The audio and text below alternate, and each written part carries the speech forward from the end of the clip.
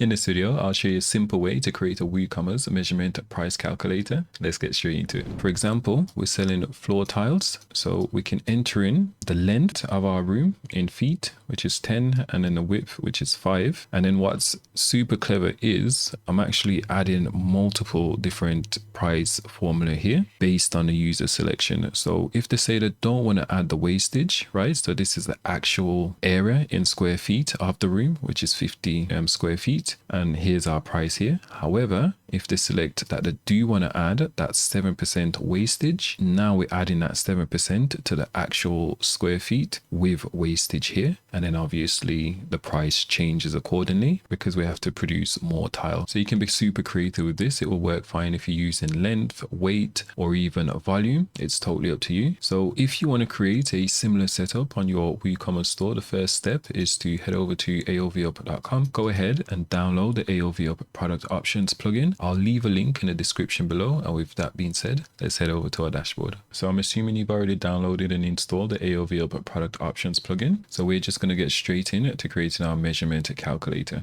And we're going to be adding it to this floor tile product. So it's just a simple WooCommerce setup. This is just a simple product. So we've got the name, image, and so on. For the price, I'm going to set this to 0. And then we'll just hit publish. And that's because we want to dynamically add our prices in a sec. So now let's navigate over to AOVUp and then product add-ons. Let's create a new option set. So we can just add a name, it's just for internal purposes. And we're going to assign this to a specific product. And that product is, let's search for our floor tile, which is this one. And now let's scroll down and we'll go ahead and add our option set. Okay, so let's go ahead and enter in a number field.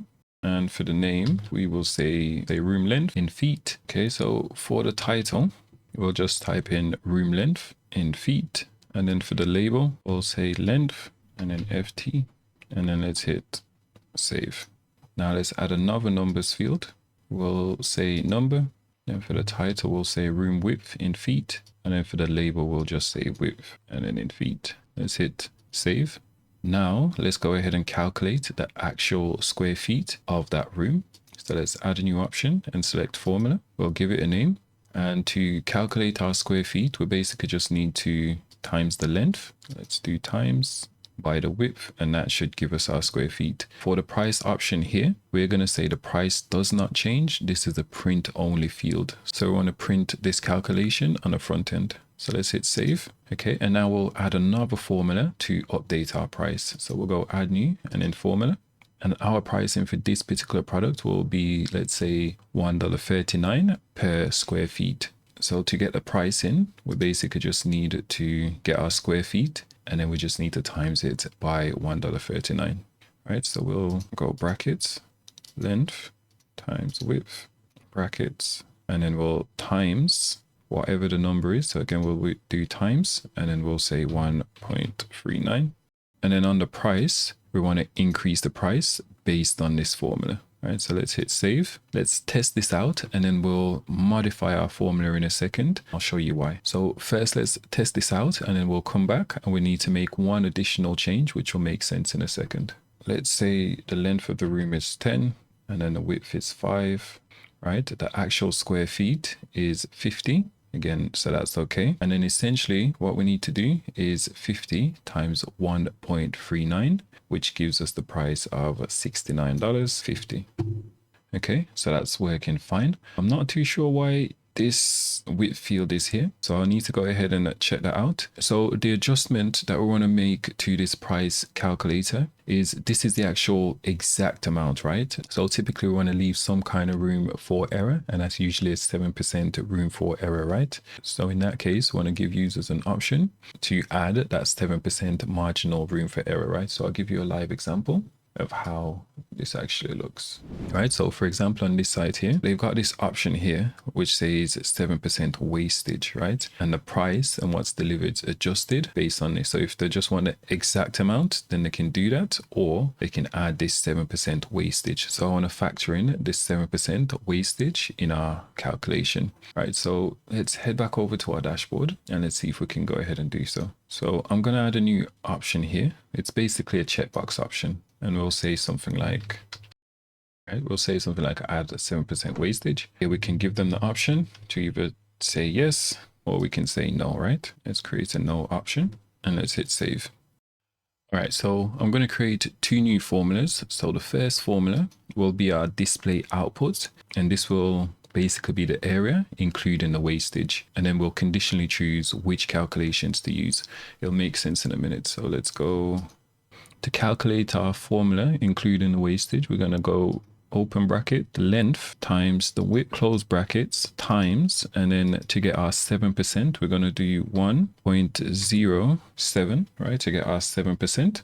And this will include the actual area in square root, including the wastage. So let's test this out. Let's refresh this page. Again, let's do 10, and then we'll say by 5, right? And here we've got the actual area, including the wastage. We're going to conditionally display this based on the user selection in a second. Let's just go ahead. Well, let's do that now, actually. So if they select yes, they want to include the wastage, then we're going to display this formula here. If they select no, then we're going to display this one here. Okay, so we just need to map these formulas to this selection. So let's head back over to our dashboard. This is the wastage formula which we just created. So let's edit this, and then we'll go to conditional logic. We'll enable this option, and then essentially we'll say we want to only display this particular field with wastage if the user selects yes here, when we say if they want to add wastage, right? And then it has to be selected. Let's go save, and then we'll do the same as well for this actual area formula. We'll go conditional logic, enable it.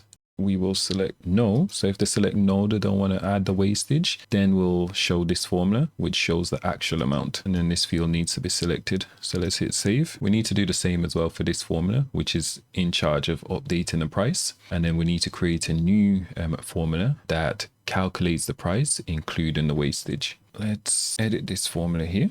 And then again, we'll conditionally use this formula. So we'll say yes. And then if they select no to the wastage, then we'll use this formula. So let's hit save. Again, let's add a new formula. And this formula is for our wastage. Okay, so again, we're going to go open bracket, length times width, close bracket times 1.07.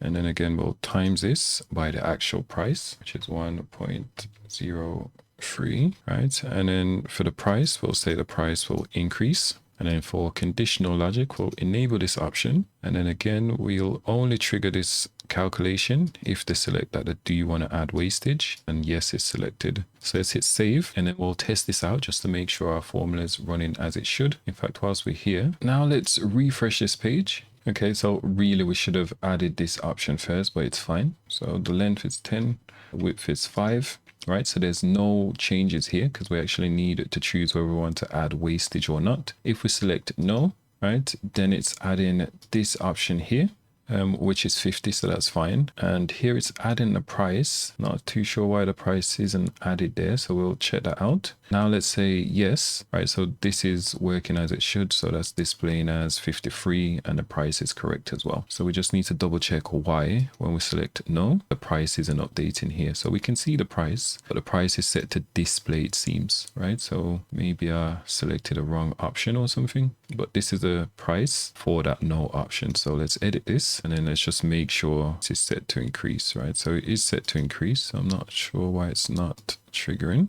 All right, so let's refresh this page and let's try it again. Okay, perfect. Yeah, it's working exactly as it should now, right? We can even control the field display. So if we wanted, we could display these side by side, right? And then add this wastage option here as well. Since we're adding this wasted option, it would probably make sense as well to have this be required, right? So they need to either say they do want to add the wastage or they don't want to add the wastage. But how you go ahead and configure that's totally up to you.